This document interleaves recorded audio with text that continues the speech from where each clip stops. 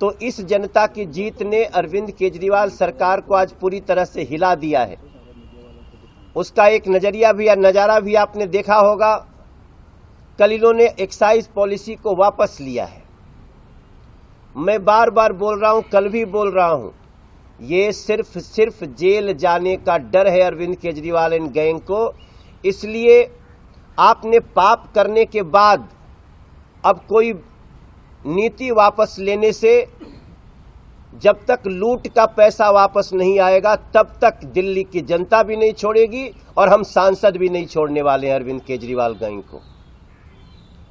जनता की जीत के रूप में कल लोकायुक्त महोदय के यहां से जिस प्रकार से एक बार फिर से दिल्ली के क्लासरूम में हुए घोटालों को, जो लगभग 2600 करोड़ का घोटाला है, उस पर कल माननीय लोकायुक्त ने, भले हमें 3-3.5 साल लगा, लेकिन कल इसमें भी चीफ सेक्रेटरी दिल्ली से पूरी रिपोर्ट मंगा ली है।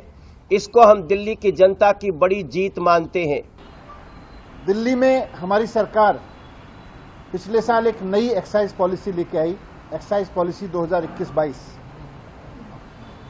2021-22 की पॉलिसी लागू होने से पहले दिल्ली में सरकारी दुकानें थीं, ज्यादातर सरकारी दुकानें थीं।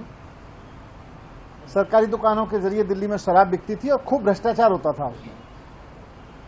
ब्रांड पुशिंग से लेके और कई तरीके की खबरें आती थीं।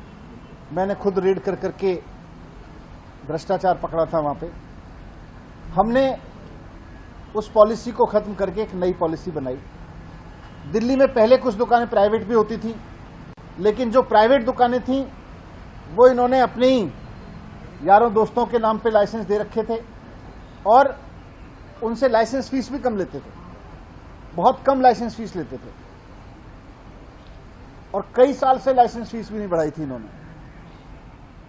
तो ये सिस्टम खत्म करके ज्यादातर सरकारी दुकानों का, जिनमें खूब भ्रष्टाचार था, और इनके नेताओं, रिश्तेदारों, इन सबकी ड्राइवर और मेड के नाम पे चलती दुकानों को, इन सबको, सारे सिस्टम को बंद करके हमने नई पॉलिसी लगाई और बहुत पारदर्शी तरीके से हमने यहां पर शराब की दुकानों की नीलामी की।